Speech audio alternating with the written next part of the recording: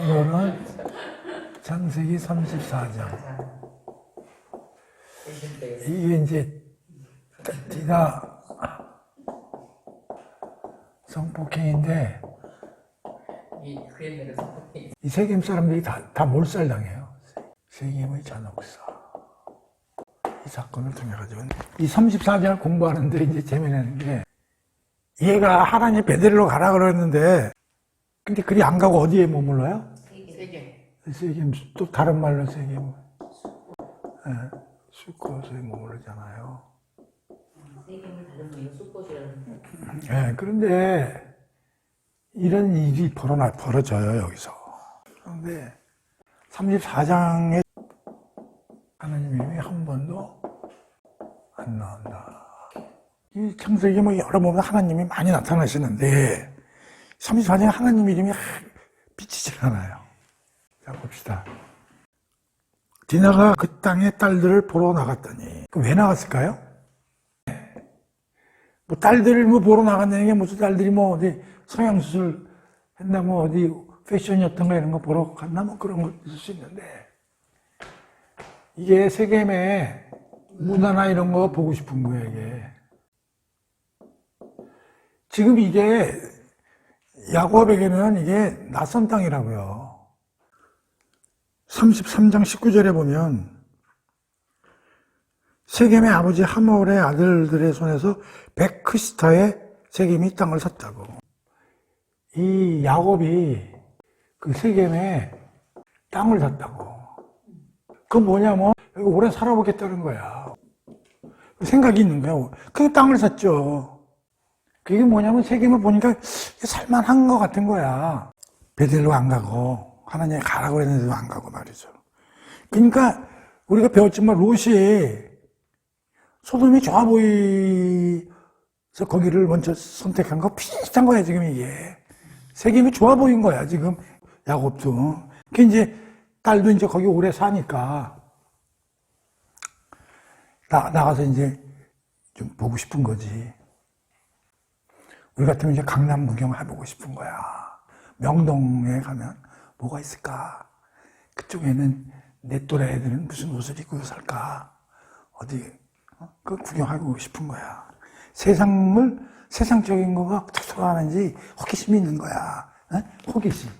문화에 대한 호기심이. 2절. 하몰의 아들이, 이 세겜이 그러니까 이게 지역 이름도 되고 사람 이름도 되는 거야. 옛날에 아마 그런 게 많았던 것 같아. 그래서 이제 이걸 능욕을 한 거야. 세겜이라는 놈이.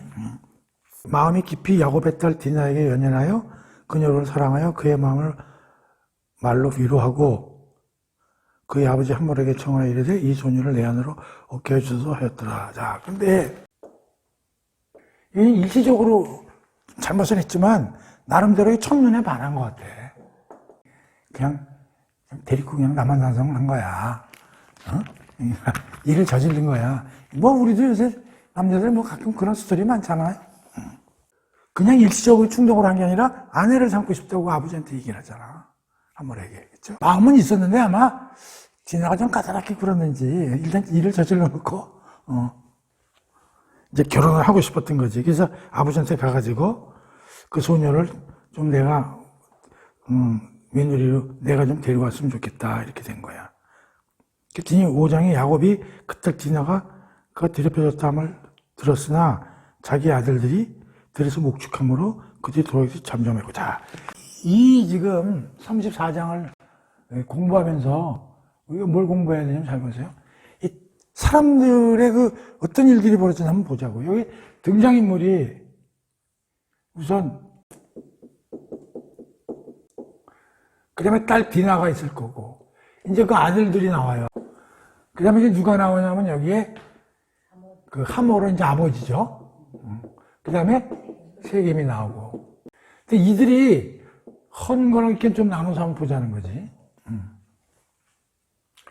야곱은 일단 우선 세겜에 어떻게 됐어요?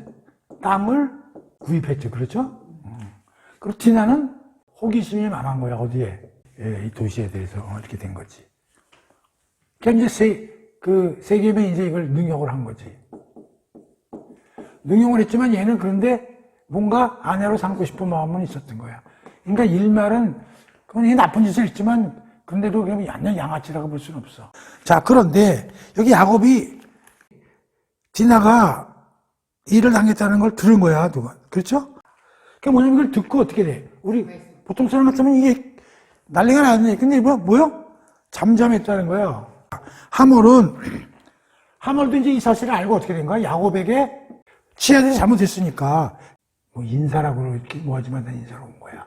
나중에 이제 뭐 청혼도 하고 이제 이런 얘기가 하지만 아들들은 어떻게 됐어? 이걸 듣고 즉시 집으로 귀환해가지고 그 분노를 이제 보인 거죠. 하몰이 그들에게 이르되 내 아들 세겜이 마음으로 너희 딸을 연연하여 하니 원하건대 세겜에게 좀 자, 그래가지고 하몰이 야곱에게 이제 뭐를 해? 와가지고 청혼을 한단 말이에요.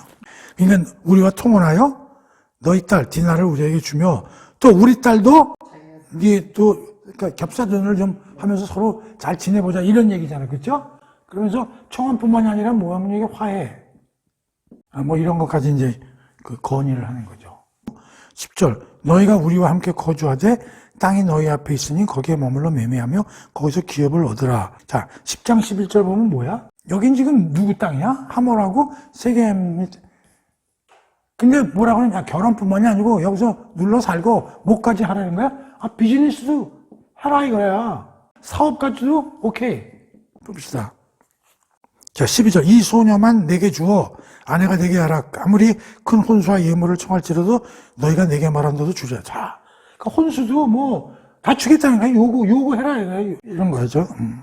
13절에 야곱의 아들들이 그들에게 말하되 우리는 그렇게 못하겠다. 그러니까 우리 사돈 맺자 그러는데 싫다. 못하겠다. 이렇게 나오는 거야, 아들이. 그러면서 아들들이 뭐라고 그러냐면 할례 받지 아니한 사람에게 우리 동생을 줄 수 없으니 우리의 수치가 됨이라. 만일 너희 중에 남자가 다 할례를 받고 우리 같이 되면 우리 딸을 너희에게 주면 너희 딸을 우리가 데려오며 너희와 함께 거주면 하면. 자, 조건을 뭘 내세워요? 할례를.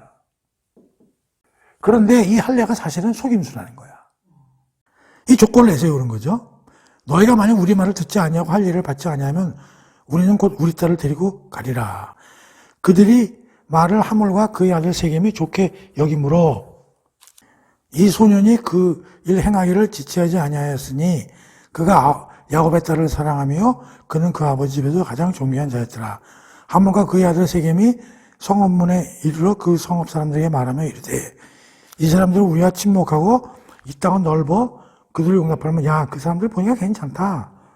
그게 뭐 여기 우리 외지인이지만 그들이 여기서 사업도 하고 잘 지내도록 하는 게 어떻겠냐 그런 얘기요. 그들이 여기 거주하며 매매하게 하고 우리가 그들의 딸들을 아내로 데려오고 우리 딸도 그렇게 주자. 그러니까 그 세겜이 그 지역에 있는 유지들이나 다른 사람들에게도 이제 그렇게 협조를 구한 거야. 공표도 하고. 대신에 그 사람들이 할례를 요구해 왔다 이런 얘기죠. 그러면 그들의 가축과 재산과 그들의 모든 짐승이 우리 소유가 되지 않겠느냐. 23절이 묘해. 세겜 사람들이 뭐라고 그래? 그렇게 하면 그들의 가축과 재산과 그들의 모든 짐승이 뭐가? 우리께. 자, 그러니까 뭐 특히 그 세겜 사람들이죠. 할례를 받아들인다고 하자고. 그런데 그 이유가 뭐야? 그 나름대로 야곱도 좀 재산이 있잖아요. 흑심이 있어요, 없어요? 흑심이 있죠. 뭐 서로가 자유롭게 뭐 비즈니스 하면서 이것도 있지만, 야, 걔들 가진 것도 좀 있는데, 그래가지고 우리 친한 척하고 할례 해가지고 대충 하면서 좀 뒷돈 좀 빼먹자. 이런 얘기야, 이게. 자, 봅시다. 24절. 성문으로 출입하는 모든 자가 하몰과 그 아들 세겜 말을 듣고 성문으로 출입하는 그 모든, 참, 이 무식한 사람들이 세겜하고 하몰만 하면 되지, 왜? 전 지역에 있는 사람들한테 다. 근데 그 사람들이 뭐요? 흑심이 있어서 그런 거예요. 친하게 해가지고, 야곱고자고 훌쳐먹자, 이런 얘기죠. 제3일에, 할례하고 3일인데, 이게 포경수술하고 3일 지난, 이게 안 보여. 이게 쓸리게, 이 남자들이 주로 이렇게 걷잖아, 이렇게 걷지 못한다고. 그들이 아파할 때, 야곱의 두 아들, 시므온과 레위가 각기 칼을 들고 가서 그 성읍을 기습해 모든 남자를 죽여. 야, 이 아들 중에 특히 누구하고? 다 간 건 아니고, 시므온과 레위만 이제 가가지고 어떻게 해? 참사를 합니다. 남자들을 전부. 그리고 칼로 하몰과 그 아들 세겜을 죽이고 디나를 데리고 왔어. 아마 디나가 거기 세겜의 집에 있었던 모양인데 야곱의 여러 아들이 그 시체 있는 성읍으로 가서 노력하였으니 야 근데 이게 참살만 한 게 아니라 노략질까지 했네. 완전히. 그래서 이게 세겜이 뭐라 그랬어요? 천목상. 세겜이 완전 망한 거야. 자, 순서라면 어떤 놈이 낳고 어떤 놈이 형편없는 놈 같아, 이거? 순서를 매기면. 응? 다 나빠요? 야곱의 아들들. 자, 봅시다. 지금 여기 디나 얘기가 나와요, 안 나와요? 얘는 폭행만 당했지, 여기 디나 얘기가 하나도 안 나와. 피해자는 누구야? 근데 뭐 엉뚱한 얘기들만 하고 얘는 지금 어떻게 된 거야? 디나는. 피해자 아니에요. 디나 얘기가 가장 많이 나오고, 디나가 얼마나 불쌍하고, 그런 얘기 하나도 나옵니까? 신학자들이 뭐라고 하냐면, 야, 디나는 누구야, 그러면서. 누구 딸이에요? 레아죠? 그럼 딸이죠? 레아는 어떤, 야곱이 사랑하는 사람이에요. 그냥 마지못해 데리고 사는 사람이에요. 그때 또 중동지방이나 근동지방엔 딸이 사람 취급을 안 하죠? 얘가 맞아 죽든 폭행을 당하든 디나 입장에서는 한 명도 무슨 한 줄로 얘기가 안 나와. 불쌍한 디나. 근데 더 나쁜 놈은 야곱이란 말이야. 디나에 대해서 뭐 잠잠해. 그러니까 소식을 듣고도 진짜 나쁜 놈이라고 이 새끼. 야 진짜. 지가 아무리 덜 사랑하고 또 딸이지만 말이지. 이게 지금 지 딸이 지금 능욕을 당했는데 지금 나타나 뭐 얘기하는 게 없잖아요. 지금 여기서 야곱이 한 말이 한 행동은 하나도 없어요. 이것밖에. 이 인간입니까? 이게 자기 자식인데요. 디나 피해자 중에 피해자인데 사람 취급은 보는 거예요. 자, 세겜 봅시다. 세겜은 애가 일은 저질렀지만 애가 나쁜 애는 아닌 것 같아. 왜냐면 그 데리고 살고 결혼하겠다고 아버지한테 얘기하고 다 그랬거든요. 다만 일시적으로 충동이 젊으니까 그럴 수 있지만 나쁜 일을 했지만 그렇게 아주 썩어 자빠지지는 않았단 말이에요. 하물도 괜찮아 듣고 이거 우리 아들이 잘못했구나. 야곱한테 와서 이래 벌어졌는데 뭐 젊은이가 그럴 수도 있으니까 우리 사돈 맺자. 좋은 얘기를 했어. 그러니까 하물도 사실 그렇게 그러면서 뭐야? 요구사항도 다 요구해라. 다 우리가 해준다. 그리고 여기 있는 땅이고 이거 다 비즈니스에서 좋다. 다만 요 사람들이 이게 아마 하몰도 이런 생각을 했는지 세겜에 있는 사람들도 그렇게 했는지 맞지만 역시 그것도 일종의 흑심이 있잖아요. 그러니까 하몰도 이런 약간의 자, 아들 봅시다. 아들들은 정의로워.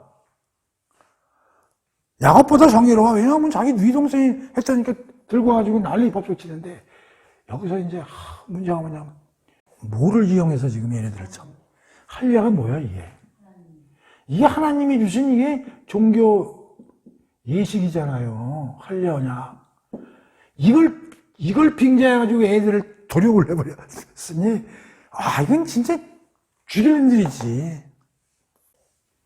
지금 이게 세겜에서 일어난 일을 창세기 34장에 이렇게 리얼하게 써놓은 거라고. 지금 이 34장에 하나님의 한 번도 안 나왔다 그랬잖아. 여기서 느끼는 건 뭐냐면 하나님이 안 계신 곳에서 일어나는 이 군상들의 이 사람들을 보라는 거지. 응? 야곱은 크리스천인데도 이렇게 하고 아들 하나 디나 아들은 그 모태신앙 집안 애들인데도 그렇고 이 세겜에 있는 사람들의 이 사람들 또 이 사건을 일으킨 그 두 당사자들의 이 하는 그 상황을 보면서 우리가 이게 세겜이 다른 말로 우리가 사는 곳이에요. 하나님을 멀리하고 하나님이 없는 세상 군상들이 일어난 일들이 이렇다고 그걸 34장에 보여주는 거예요. 근데 이게 무슨 사건 중에 지금 나타나고 있는 겁니까? 야복강 나루터에서 하나님과 씨름하고 나가지고 에서를 하나님께서 서로 평강으로 만나게 해준 이후에 바로 일어나는 일이 이렇다는 거죠. 그걸 성경이 아주 리얼하게 써놓는 거죠. 이 성폭행 사건을 통해서. 지난 시간에 이제 이런 얘기를 했잖아요. 야곱이 과연 거듭났을까? 야복강에서 나름대로는 이제 좀 거듭났을 거다라는 사람들도 있고, 에이, 아직 거듭난 것까지는 아니다. 형한테 뇌물 바치고, 형한테 거짓말하고, 이런 사건이 일어나면서 야곱의 태도니 이런 걸 봤을 때, 과연 거듭났는가? 아직은 거듭난 것까지는 아니지 않느냐? 또 이렇게 얘기하는 사람들이 많이 있는 거예요. 자, 그런데 여기서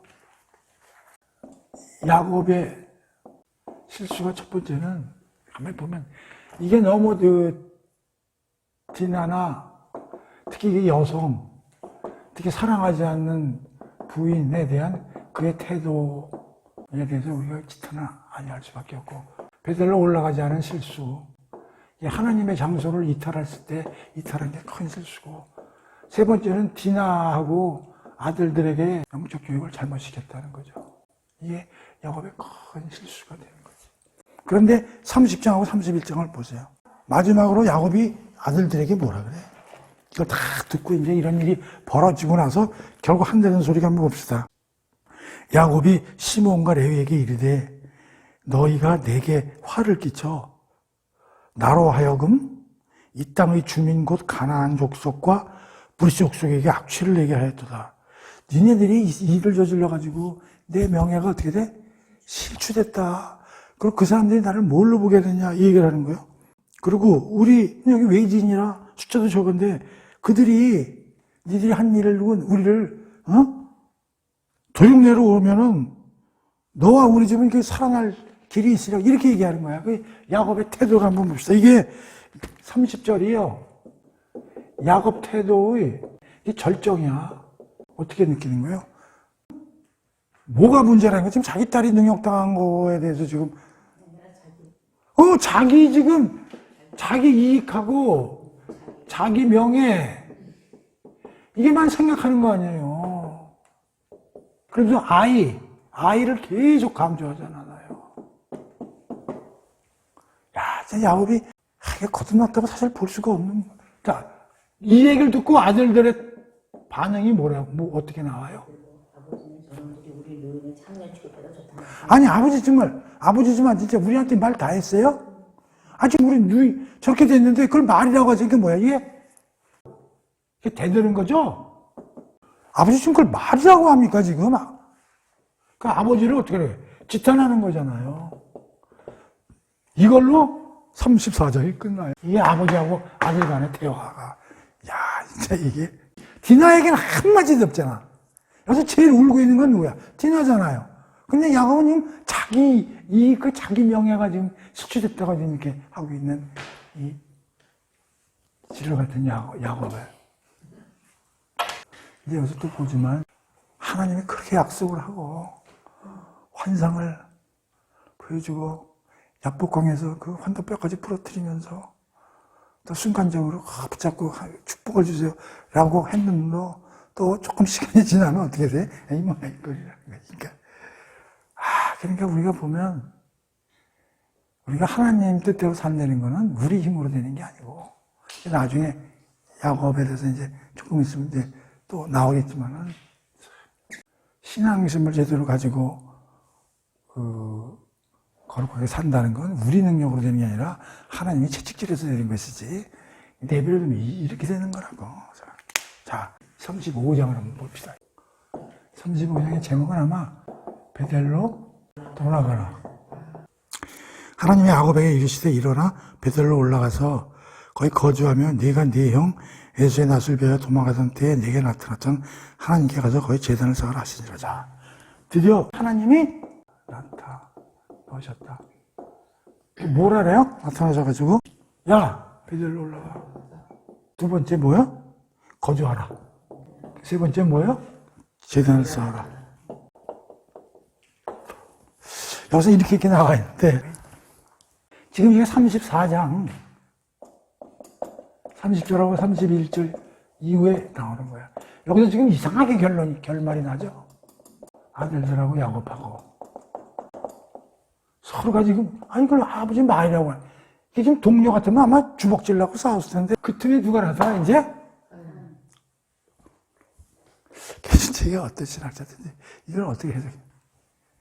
하나님이 여기에는 이렇게 야 베델로 가고 거주하고 제단을 쌓아라 이렇게 나왔지만 사실은 하나님한테 야 이 찌질한 야곱 이 새끼야 너 정말 그런 식으로 너 안 올라갈 거야 이 새끼야? 이 새끼 말이야 진짜 이렇게 얘기한 거라는 거야 이게. 야곱의 그 상태가 얘가 뭐 지금 예스인지 노인지 뭐 얘가 뭐가 옳은지 뭐가 그런지 전혀 지금 이게 분별이 안 되는 상태라고. 지금 빨리 베델로 올라가. 이게 뭐 일이 잘못됐구나. 하나님 보다가 불러가지고 어떻게 하면 너 안 올라갈 거야? 너 가서 거기 너 재단 쌓고 거기 다시 올라가. 이 찌질 같은 새끼야. 이렇게 얘기하셨다는 거야. 이건 다시 말하면 뭐냐? 하나님의 야곱에 대한 전쟁 선포다. 그래서 이제 사람들이 이런 얘기 하는 거예요. 인간은 하나님이 이렇게 전쟁 선포를 끌고 가지 않으면 안 된다는 거예요. 그래서 우리가 무슨 교회를 다니고 뭐 해도 우리가 고결해가지고 무슨 뭐 되는 거 다 그게 저절로 우리가 된다는 거. 하나님이 전쟁 선포를 해가지고 끌고 가야 된다는 거지. 조금 이따 나오겠지만 이 베델로 야곱이 올라간 다음부터 드디어 이제 노년에 야곱이 거듭나서 제대로 하나님을 이제 경배하게 되는데 자 그게 뭐냐면 우리 신도들도 결국은 하나님이 전쟁 선포에서 어떻게 돼? 거듭나게 하셔서 당신의 뜻과 목적으로 끌고 가신다는 거예요.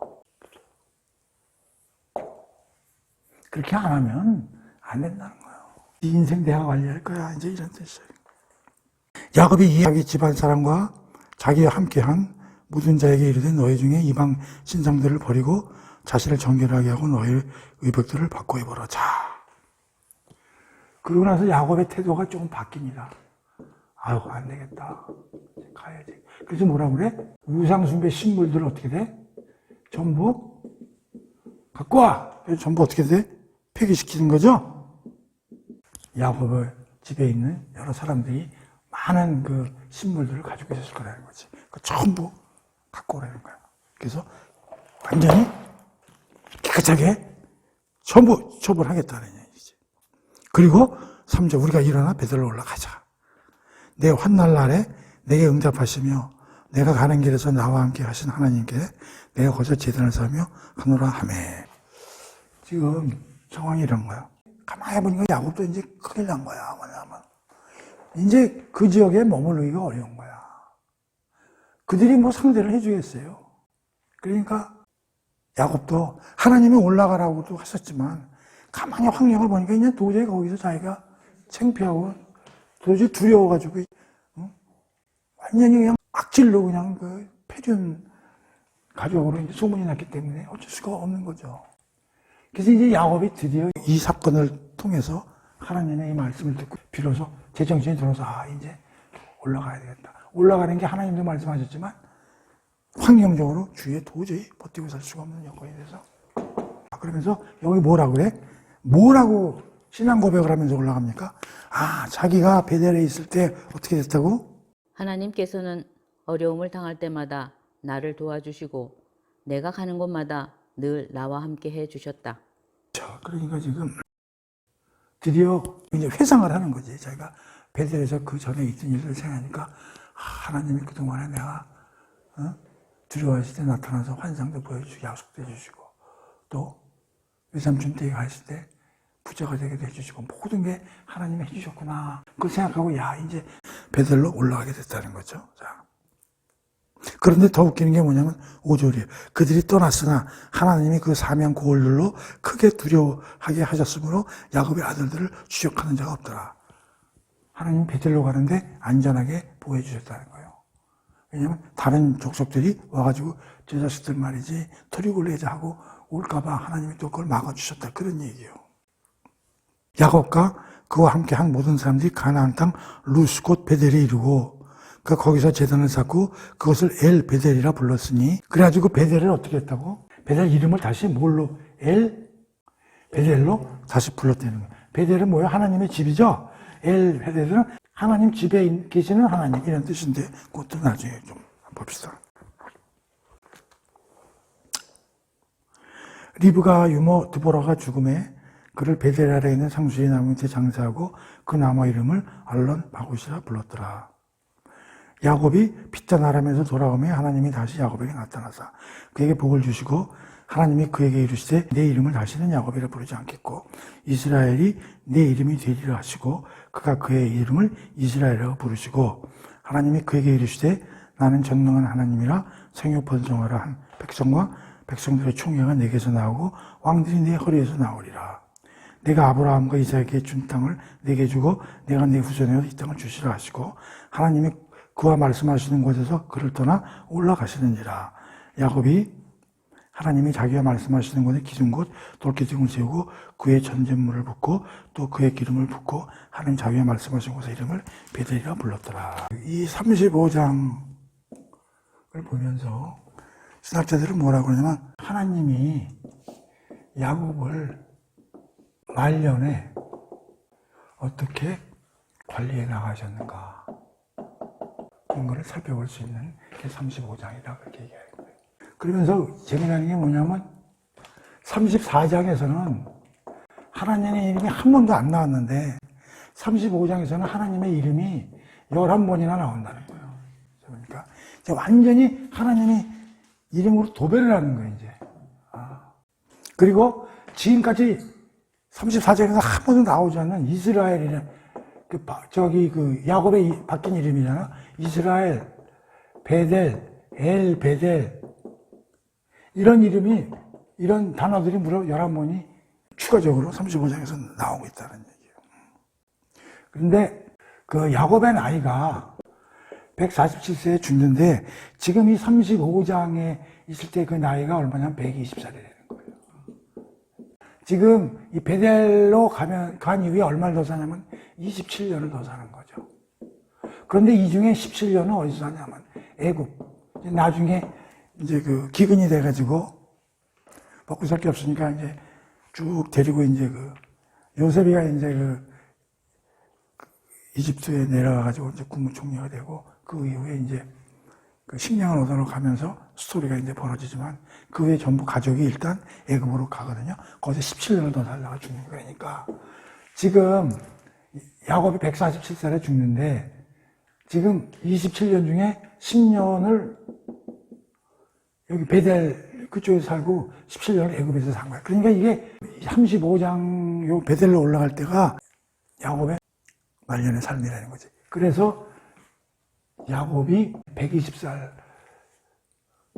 이후에 어떻게 하나님이 관리하셨는가 그거를 35장을 잘 살펴보자 그런 얘기죠.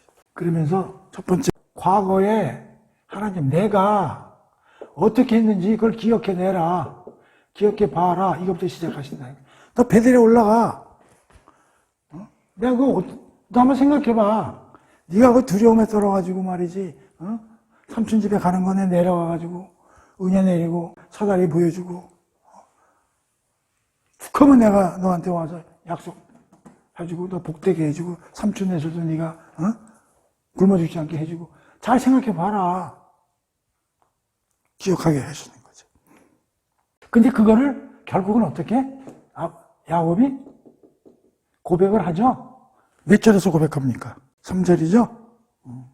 자, 두 번째는 드디어 이제 그 주위에 우상 숭배와 관련된 여러 가지 신물들 이런 걸 전부 처리하고 특히 정결한 삶으로 돌아가는 작업을 이제 하게 되는 경우 다 가져와라. 귀걸이고 뭐 그런 거 다 없애버린다는 거죠. 그렇죠? 다시 말하면 이게 뭐야? 하나님의 집중한 삶을 살아가게 하셨다. 그런 얘기죠. 그 다음에 다시 또 하나님이 야곱에게 10절에서 12절에 보면은 또다시 언약을 하시죠? 그 어떤 언약 한번 읽어보면 10절에서 12절. 하나님께서 야곱에게 말씀하셨다. 내 이름은 야곱이지만 이제부터는 야곱이라고 부르지 않고 이스라엘이라 부를 것이다. 하나님께서는 그때부터 야곱을 이스라엘이라 부르셨다. 하나님께서 또 말씀하셨다. 나는 전능한 하나님이다. 너는 자식을 많이 낳아 번성하여라. 한 나라와 일련의 여러 나라들이 너에게서 비롯될 것이다. 내 후손 가운데에서 왕들이 나올 것이다. 결국은 똑같은 약속이지만 조금 의미가 좀 다른 게 뭐예요? 하나님 그러시니 나는 전능한 하나님이요 생육 번성하라. 한 백성과 백성들의 총회라는 거야. 백성들의 총 합한 총회가 내게서 나오고 왕들이 내 허리에서 나오니라. 이 약속이 뭐냐면 자보세요. 지금까지 아브라함과 이삭에게도 하나님이 약속을 하셨는데 이 약속은 어떻게 보면 개인적인 약속으로 해석할 수도 있지만 이 약속은 완전히 이스라엘이라는 민족에 대한 약속으로 언약의 내용이 승화되고 확대됐다는 거예요. 드디어 야곱이라는 사람은 어떤 개인적인 요소에서 민족적인 요소로 드러난 징검다리 역할을 하고 있다는 거죠. 이 약속의 의미가 그런 게 있다는 거죠. 그러니까 야곱의 아들들이 12지파가 나오고 12아들이 나오면서 이스라엘이라는 민족이 완성의 초석을 닦은 거거든. 그래서 하나님이 여기서 주시는 이 약속이야말로 이것은 개인이라는 측면보다 하나의 이스라엘이라는 전체 어떤 민족에 대한 약속으로 과거의 아브라함과 이삭한테 한 약속 또 중요하고 다 동일한 본질은 동일하지만 나름대로 그 약속보다 확대되고 승화되는 약속을 이 장에서 하셨다. 그렇게 볼 수 있다는 거죠. 그리고 재미나는 게 뭐냐면 저 보세요. 하나님이 그의 말씀하신 곳에서 그를 떠나 올라가시는지라. 아니 이게 또 무슨 소리야? 13절. 그 전에 야곱한테 나타난 거는 이런 꿈에 나타나시고 막 이랬잖아요. 근데 이건 지금 꿈이에요, 뭐요? 하나님이 그럼 올라가셨다고 그랬잖아. 그러니까 내려오신 것 같아. 근데 사실 하나님을 본 사람은 없죠. 성경에 보면 하나님을 본 사람은 없다고 그랬어. 그러면 하나님이 직접 와서 보여주진 않았겠지. 아마 예수님이라고 볼 수도 있겠죠. 현현에 와서 내려오셔가지고 이런 약속들을 해주셨다는 거죠. 이 이후에 하나님이 이렇게 내려오셔가지고 얘기했다는 거는 이제 찾아볼 수가 없는 거예요. 야곱의 말년에 하나님이 드디어 현현하셔가지고 야곱에게 이런 얘기를 해주셨다는 거죠. 그럼으로써 야곱이 이 베델을 뭘로 부르냐면 엘 베델이라고 부르는 거예요. 그러니까 베델이라는 건 장소잖아요. 근데 엘 베델은 어떤 장소에 치우친 개념으로서 하나님이 아니라 하나님의 그 본질을 이제 이해를 하고 거기를 베델을 엘 베델이라는 이름을 붙였다. 그래서 결국은 35장에서 이 이후에 베델로 올라가서 마지막 삶을 베델에서 이제 보냈는데 물론 애굽에서 나중에 보냈지만 야곱은 최절정의 신앙적인 말년을 보냈다고 이 35장을 통해서 많이들 얘기를 합니다. 그 외에 이제 이어서 무슨 얘기가 나오냐면 봅시다. 그냥 죽는 얘기가 나와. 그들이 베델에서 길을 떠나 에보라서에 이르기까지 얼마간 거리를 둔 곳에서 라헬이 해산을 하게 됐다. 근데 여기서 라헬이 12번째 베냐민 이제 라헬이 낳게 되고 그리고 그 산고로 인해서 산고의 고통은 어떻게 돼요? 죽어요. 누가 죽어요? 드보라. 그 다음에 라헬, 이삭. 다 죽죠? 그런데 라헬이 여기서 누굴 낳고 죽어요? 베냐민. 이게 몇째 아들이에요? 12번째. 드디어 뭐가 완성돼요? 12지파. 드디어 하나님의 생각하시면 어떻게 되는 거예요? 이스라엘 민족 형성이 되고, 그 이스라엘 민족을 어떻게 우리가 해석을 해야 되는가 하는 건데, 그 우리가 그 아파트 같은 걸 지을 때면 그 지려면 한참 오래 걸리잖아요. 그러니까 맨 처음에 뭘 줘요? 구경시켜주죠? 분양하기 전에 얘기하잖아요. 그거 보고, 아, 내가 앞으로.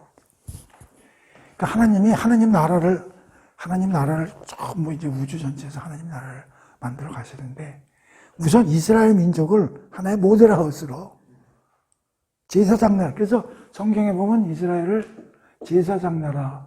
제사장 나라는 뭐냐면 니들이 잘해서 니들이 다른 이웃 나라를 어떻게 하는 거예요? 니네들이 이웃 나라의 모범이 되고 보여서 여기 전도하고, 그래서 그들이 하나님 나라의 백성과 나라, 민족이 되도록 너희들이 앞장서서 일을 해라. 그걸 하기 위해서 너희들이 기본적으로 먼저 하나님이 만들어 놓은 거죠. 그게 그 아브라함이나 뭐 이삭 한 사람 가지고는 안 되니까 나름대로 모델하우스를 하나 민족적으로 만드는데, 지금 누가 이거 완성시키는 거예요, 지금? 라헬이. 그러니까 라헬의 죽음은 뭐냐면, 다시 말하면 이거는 새로운 탄생, 새로운 그 하나님의 뜻의 전부 시발점으로서의 역할과 이게 연결이 된다, 이런 얘기죠.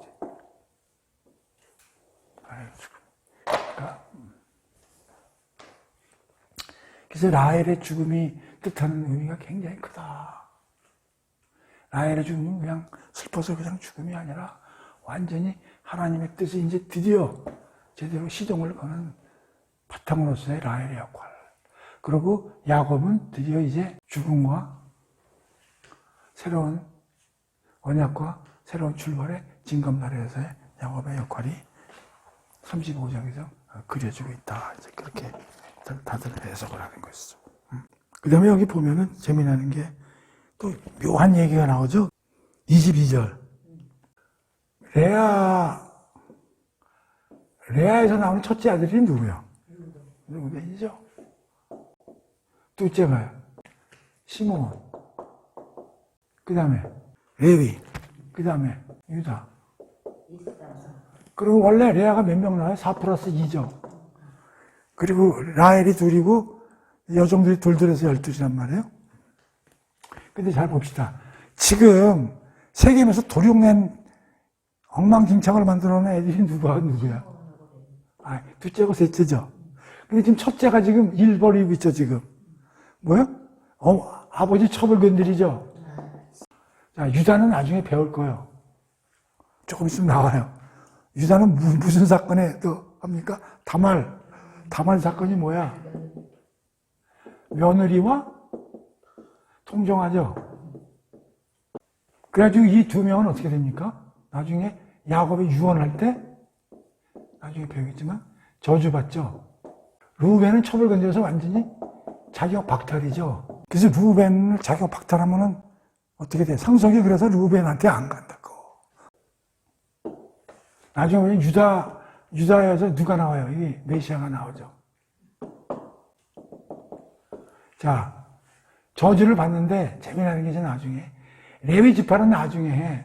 저주를 받는데 이게 그 저주에서 풀려요. 풀리는데 그 풀리는 이유가 그 이제 나중에 나와요. 그래서 저주에서 이제 풀려서 드디어 레위 지파가 뭘 하냐면 하나님의 성막에 관한 일을 전담하는 그런 걸로 되더라고요. 자, 이거 보여줍시다. 그러니까 하나님이 야곱을 전쟁 전포를 통해서 끌고 가시면서 말년에 나름대로 그 거듭난 일을 하게 하시고, 특히 그 12지파 완성의 개혁을 이제 이루시는 그런 게 나오죠. 그러니까 하나님의 뜻은 인간이 뭐 어떤 걸 듣든 말든 하나님의 일은 일대로 그냥 고해서 해 나갔어요. 자, 성도 죽고.